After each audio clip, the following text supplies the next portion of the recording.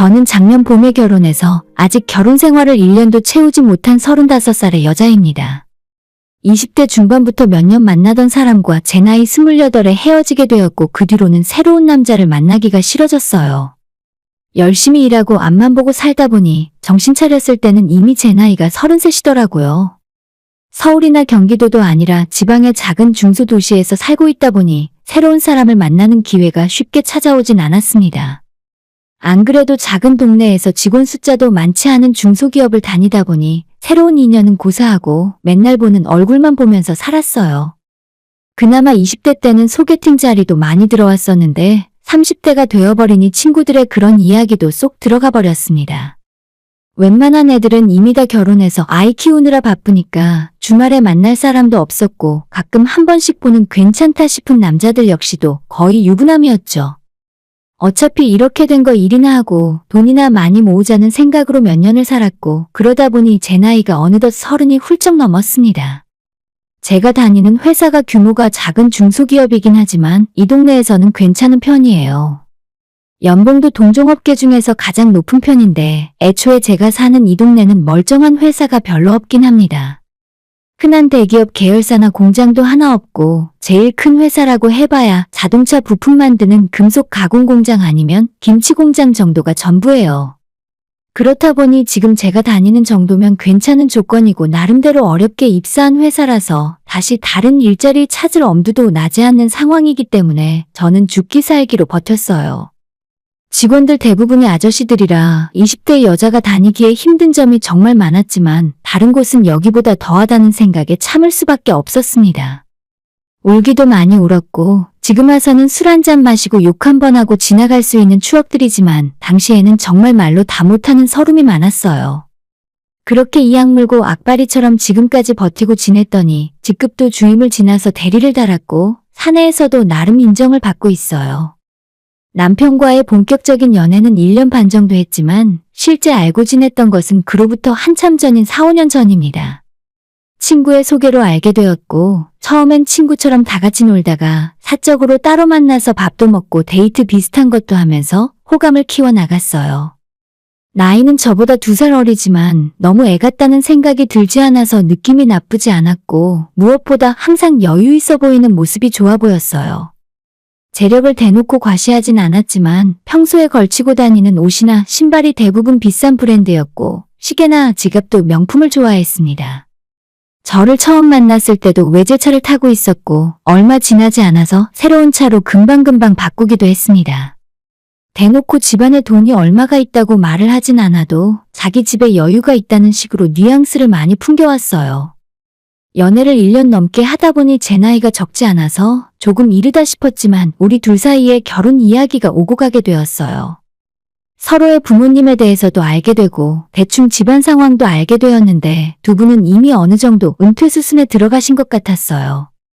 몇 년 전 시골에 집을 짓고 들어가서 사시는 중인데 어머님은 일을 안 하시고 아버님만 직장 생활을 하고 계세요. 시골 한직에서 일을 하시는 공무원이라 바쁠 것도 없이 항상 여유가 있어 보였습니다. 두 분이 여행도 자주 다니시면서 시골에 있는 텃밭을 가꾸면서 사신다 하더라고요. 우리 부모님만 해도 비슷한 나이인데 아직은 두 분 모두 열심히 일을 하고 계시거든요. 아빠가 3년 전에 회사를 그만두고 퇴직금으로 식당을 차려서 엄마랑 둘이 하고 있어요. 다행히도 장사는 생각보다 매우 잘 되긴 하지만 아침부터 저녁까지 바쁘게 일하시는 부모님을 보면서 내가 빨리 돈을 많이 벌어서 엄마 아빠 여행도 보내드리고 호강시켜드리고 싶다는 생각을 하게 되더라고요. 그런데 남자친구네 부모님은 딱히 힘들게 사는 것 같지도 않고 볼 때마다 여유가 넘쳐 흘러 보이는 것이 너무 부러웠어요. 처음 인사드리러 갔을 때 시골집이라 걱정했었는데 생각보다 집도 넓고 깔끔해 보였고 아버님이 취미로 골프나 낚시도 즐기시면서 사시더라고요. 집안 식구들도 다들 화목해 보이고 내가 이런 집에서 자란 남자와 결혼해서 살면 제 인생도 큰 걱정 없이 행복하게 살 수 있겠구나 싶었습니다. 다행히도 양가 부모님들이 결혼 승낙을 바로 해주시는 덕분에 빠르게 상견례까지 마치고 올 초에 결혼까지 할 수 있었어요. 시댁에서 신혼집 준비를 도와주시겠다고 했고 우리 부모님도 하나뿐인 딸이 시집을 가는데 어떻게 그냥 보낼 수 있겠냐고 하시면서 양가 부모님이 반반씩 부담해서 신혼집을 전세로 얻었습니다. 여기가 집값이 많이 싼 편이고 전세는 더 저렴한 게 많아서 혼수까지 모두 포함해 1억 5천이 들지 않았던 것 같아요. 전세금은 부모님들끼리 반반 부담하셨고 들어가는 혼수 비용은 저와 남편이 반반씩 부담했어요. 아무튼 처음 시댁에 인사드리러 갔을 때부터 결혼식 올리고 남편이랑 같이 살 때까지도 저는 전혀 시댁과 남편에게서 이상한 점을 느끼지 못했어요.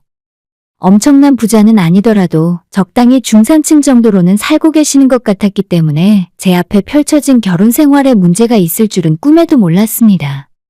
저나 남편이나 다른 형제도 없었고 딱 우리 두 사람만 신경 쓰고 살면 될 줄 알았는데 결혼식 올리고 반년 정도 지났을 때 시댁 집안의 실체에 대해서 알 수 있었어요.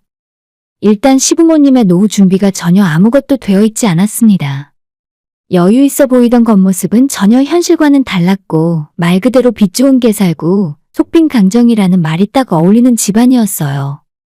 지금 살고 계신 넓은 집은 알고 보니 아주 저렴한 가격에 전세로 살고 계셨고 그마저도 저희 결혼할 때 신혼집을 해주시기 위해 전세금을 담보로 대출까지 받으신 상황이었죠. 제가 생각할 때는 시부모님이 편안하게 사실 수 있는 집도 있고 다른 큰 재산이 없더라도 아버님 퇴직하시면 나오는 공무원 연금이 있으니 저희가 걱정할 필요는 없을 줄 알았죠. 하지만 집도 전세였고 그마저 전세금의 대부분을 다시 대출을 받아서 저희 신혼집 마련해 주려고 전부 사용해버렸기 때문에 앞날이 캄캄하더라고요. 제가 남편이나 시댁 재산 덕보고 살 생각까지는 없었지만 적어도 내가 벌어서 시부모를 봉양하는 건 원하지 않았습니다. 이럴 줄 알았으면 전세금 지원도 받지 않았을 텐데 그런 중요한 이야기를 왜 결혼하고 난 뒤로 한참 후에야 해주는 건지 모르겠어요. 남편이 자기 집안이 여유가 있다고 직접 대놓고 거짓말을 한 적은 없지만 그럴 거면 은근히 티라도 내지 말았어야죠. 애초에 이런 중요한 이야기는 결혼 전에 미리 말을 해줬어야 하지 않나 싶더라고요. 시부모님 노후 준비 어떻게 할 거냐고 나중에 집도 절도 없이 생활비도 부족하면 우리가 먹여 살려야 하는 거냐고 물었는데 남편은 너무나도 당당했습니다. 우리가 조금 도와드리면 될 거 아냐? 어차피 받은 것도 있는데. 나 결혼하기 전에는 용돈을 30만 원씩 드려왔었는데 이젠 50만 원은 드리고 싶어. 라고 이야기하더라고요. 우리 부부의 벌이를 생각해보면 50만 원이 아예 못 드릴 금액은 아닙니다. 하지만 상황이 이 모양인데도 자기들은 할 거다 하는 시부모들이 그때부터는 조금 다르게 보였습니다. 아버님은 아직도 골프와 낚시를 즐기고 연휴마다 어머님과 여행을 다니십니다. 남편도 외제차를 타지만 아버님도 국산차 중에서 7천만 원이 넘는 고급차를 끌고 다니세요.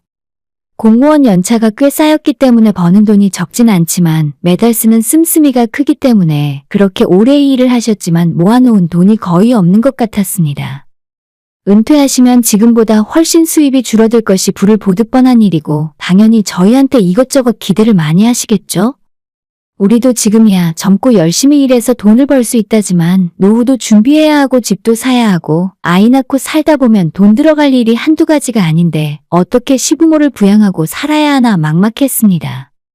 남편에게 왜 이걸 이제야 이야기하냐고 앞으로 대체 어쩔 셈이냐고 물어보니 남편은 정말 하나도 당황하는 기색 없이 우리 둘이서 맞벌이하면서 버는 돈이 얼만데 시부모한테 겨우 그 정도는 보내도 문제없지 않냐고 하더라고요. 그리고 누나가 나보다 훨씬 더 많이 벌잖아. 우리 엄마 아빠한테 50만 원, 100만 원 정도 보내드려도 아무런 지장도 없어. 결혼할 때 해준 게 얼만데. 결혼할 때 시댁에서 해주긴 해주신 것이 맞죠. 하지만 할 수만 있다면 당장에라도 돌려드리고 서로 안 돕고 사는 것이 낫겠다 싶더라고요. 안 그래도 노후 준비고 뭐고 아무것도 안 되어 있는 상황인데 우리 결혼할 때 시댁에서 무리해서 도와주셨다면서 용돈이나 시부모님 노후는 절대 양보할 수 없다고 하는 겁니다.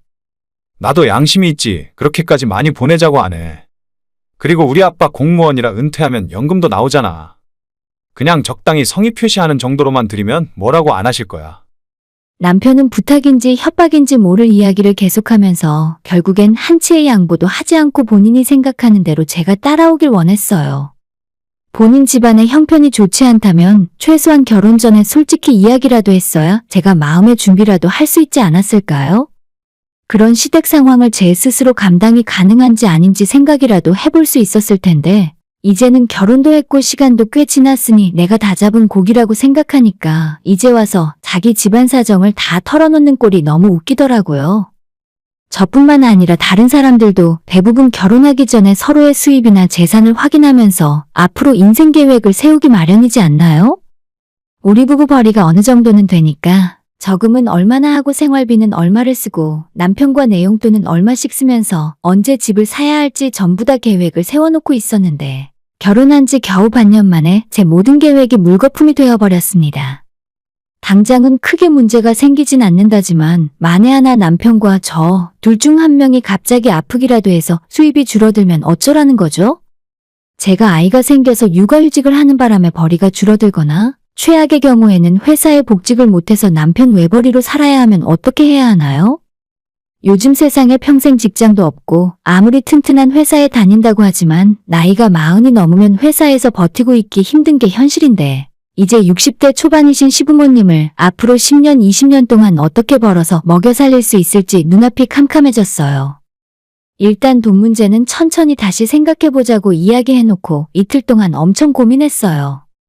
차마 다른 사람들에겐 물어보기에도 창피하고 우리 친정부모님도 이 소식을 들으면 쓸데없이 걱정을 하실까봐 이야기도 못하고 혼자 벙어리 냉가슴 끙끙 앓았습니다.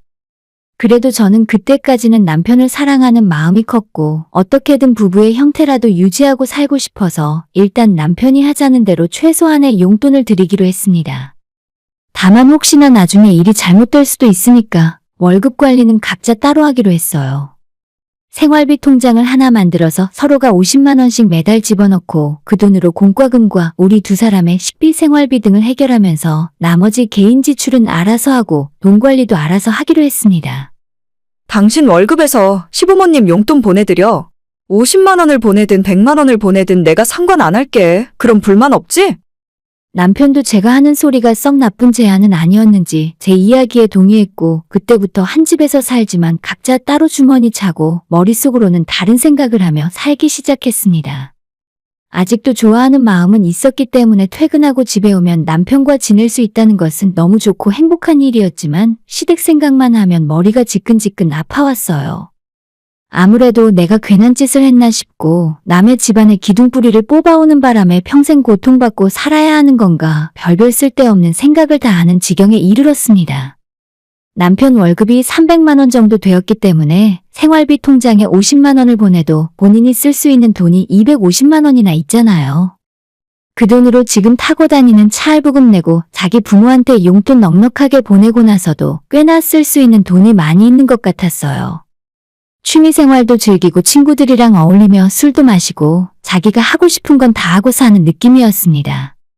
그래도 이젠 혼자 사는 것도 아니고 따로 돈을 관리하자고 했지만 미래를 생각해야 하잖아요? 언젠가는 집도 사야 하고 아이도 낳아야 하는데 버는 돈을 족족 남김없이 써버리는 것 같아서 눈앞이 캄캄해지는 느낌이었죠. 저는 사실 그때부터 뭔가 잘못되어도 단단히 잘못되었다고 생각을 하고 있었는지 믿을 건 남편이 아니라 내 돈밖에 없다는 생각으로 오히려 결혼 전보다 더 악착같이 아끼며 돈을 모으고 살았습니다. 만약 시부모가 문제를 일으키건 우리 두 사람 사이에서 크게 문제가 생긴다면 언제라도 제 몫을 챙겨서 도망칠 준비를 하면서 살았어요. 하지만 그렇게 계산적으로 살기 시작하면서 당연히 제 마음은 편하지 않았습니다. 이게 과연 옳게된 부부관계가 맞는지도 모르겠고 친구들과 늦게까지 술을 마시며 놀다가 들어와 잠을 자고 있는 남편을 보면 이제라도 경제권을 합쳐서 다시 함께 열심히 살려고 노력하는 것이 맞는 건가 수없이 많은 고민을 하면서 지냈어요. 하지만 그럴 때마다 생각을 고쳐먹게 만드는 건 아버님과 남편이 골프를 치러 다니고 어머님이 백화점에서 새로 샀다며 가방 자랑을 하실 때마다 빨리 이 집안에서 탈출하지 않으면 나까지 인생이 나락으로 떨어질 수도 있겠다 싶었죠. 저렇게 돈 쓰기 좋아하고 아낄 생각이 전혀 없는데 내가 아무리 열심히 돈을 벌어온다고 해도 남편과 시부모까지 책임질 수는 없다고 생각했어요. 그렇게 몸만 같이 살지 따로 생활하는 것과 마찬가지인 신혼생활을 이어나가다가 시부모가 숨겨왔던 본색을 드러내는 일이 일어났습니다. 그때쯤 우리 지역에 새로 아파트 신규 분양이 있었고 저한테 마침 청약 통장이 있었기 때문에 한번 넣어볼까 말까 고민을 하고 있었어요. 사회생활 처음 시작할 때부터 청약 통장을 만들어서 꾸준하게 붓고 있었고 우리가 아이는 없었지만 신혼부부니까 조건이 그렇게 나쁘진 않겠다고 생각했습니다. 33평짜리라서 남편과 둘이 살기에 조금 큰 게 아닌가 싶었는데 그래도 신축 아파트에서 살고 싶은 욕심을 버릴 수가 없더라고요. 하지만 분양가가 생각보다 워낙 비싸고 전세금에 모아놓은 돈을 다 합쳐도 대출을 꽤 많이 받아야 하는 상황이라서 선뜻 손이 나가진 않았어요. 남편이랑 모델하우스까지 다녀와 보고 그런 좋은 집에 사는 모습을 상상만 하면서 나도 저런 집에서 아이 낳고 키우면서 행복하게 살아보고 싶다.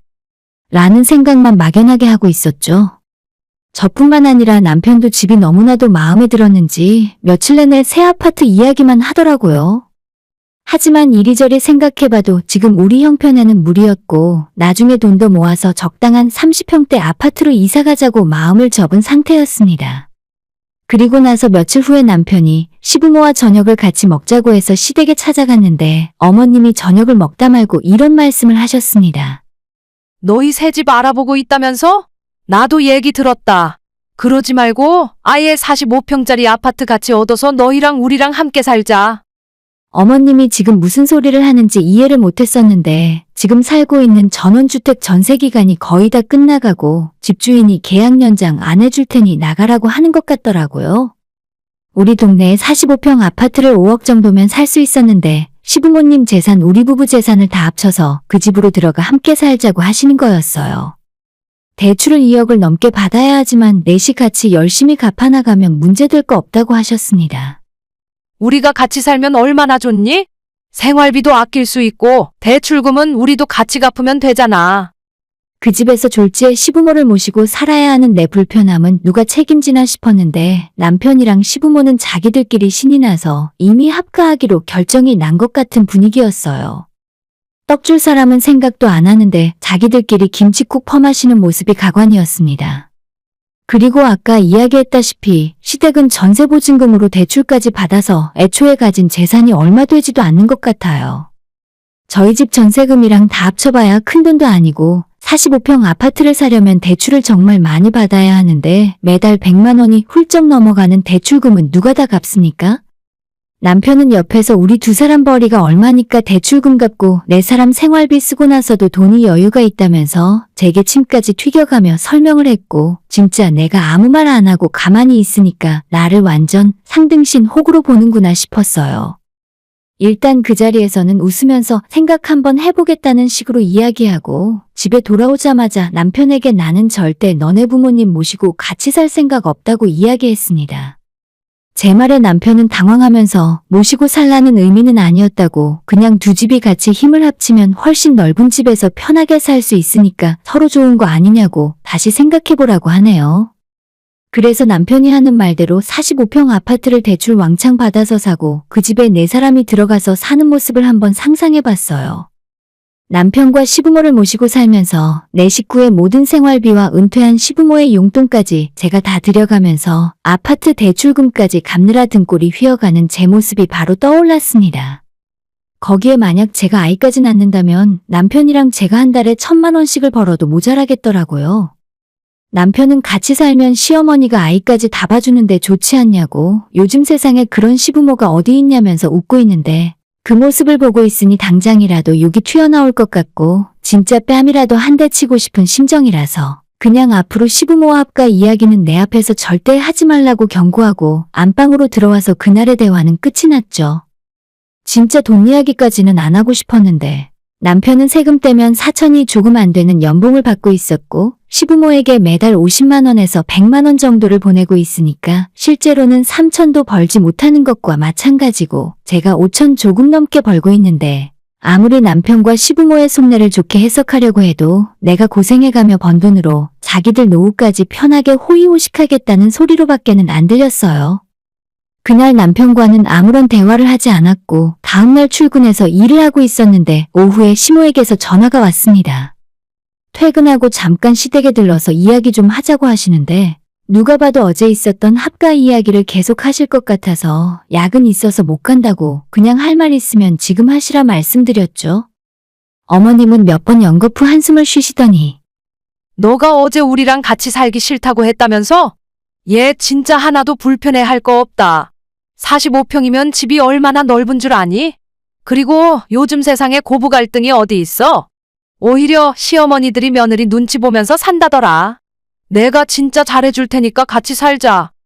아니, 제가 우리 부모님도 아닌데 뭐하러 시부모랑 같이 살겠어요?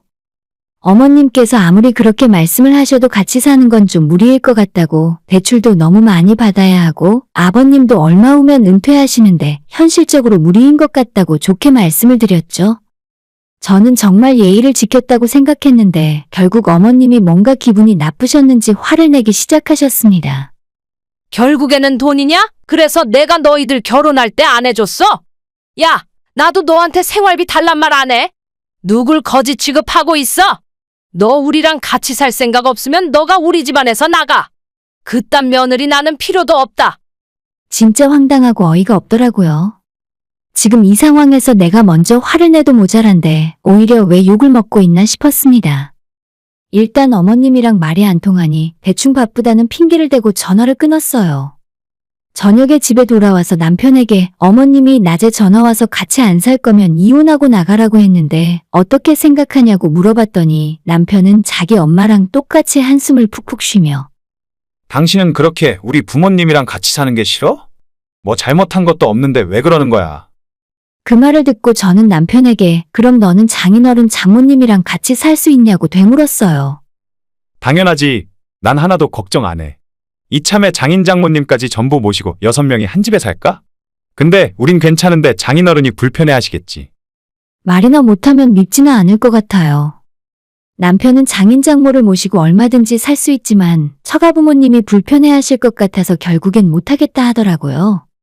시부모님은 몇 년이 지나면 아버님도 은퇴하시고 결국 누군가 돌봐줘야만 하니까 저보고 너무 이기적으로 생각하지 말고 이번에 한 번만 양보하랍니다. 표정 하나 안 변하고 저딴 소리를 하는 남편을 보면서 이거 절대로 말로 해서는 안 되겠구나 싶었고 대화로 풀 생각은 집어치우고 당분간 시간을 좀 갖자 말하고 저는 짐을 챙겨서 친정으로 갔습니다. 최소한 며칠 동안 조용히 머리나 식히고 앞으로 어떻게 해야 할까 생각을 정리해보려고 했는데 엄마가 우거지상이 된 제 표정을 보시고는 무슨 일이냐고 물으셨습니다. 얘기를 할까 말까 고민하다가 이건 혼자서는 도저히 해결할 수 없을 것 같아서 결혼하고 지금까지 있었던 남편과 시댁 이야기를 하나하나 다 해드렸습니다. 엄마는 제 이야기를 듣고 내 딸이 똑똑한 줄 알았는데 이렇게 멍청하고 맹추 같다고 가슴을 치시더니 너가 그 집안 기둥뿌리 뽑아서 와서 그래. 지금이라도 늦지 않았으니 이혼해라. 너희들 앞길이 구만리인데 벌써부터 부모 모시고 어떻게 사니?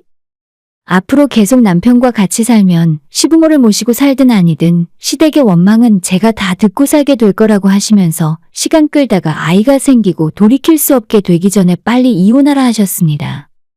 그날 밤에 다시 택시 타고 집으로 돌아와서 남편에게 나는 당신 부모 노후를 책임지기 싫고 절대 모시고 살고 싶지 않다고 그냥 너랑 나랑 생각이 너무 다르니까 늦기 전에 빨리 이혼하자고 이야기했어요. 남편은 이혼 이야기까지 제 입에서 나오니까 무슨 이런 일로 이혼을 하냐고 안 된다 하더라고요. 이유가 없긴 왜 없어? 너랑 너희 부모들은 지금도 나한테 같이 살자고 강요하고 있잖아. 이것도 일종의 폭력이나 마찬가지야, 알아? 모르면 변호사한테 물어보던가. 어차피 결혼하고 지금까지 통장도 따로 관리하고 살았는데 그냥 깔끔하게 이혼하고 너가 혼자서 평생 너네 부모 모시고 행복하게 살라고 했죠. 우리 친정집이 시댁보다 경제적으로 훨씬 낫고 어느 정도 노후 준비도 되어 있지만 아직까지 부모님 두 분 모두 매일 아침부터 열심히 일하고 사십니다. 훨씬 돈도 많이 벌고 재산도 많지만 골프채 한번 잡아보신 적도 없어요. 제가 본의 아니게 뽑아왔던 남의 집 기둥뿌리는 다시 제자리로 반납하고 그냥 친정부모님께 잘하고 효도하면서 살 생각입니다. 남편에게 이혼하겠다 선언하고 먼저 신혼집부터 정리했어요.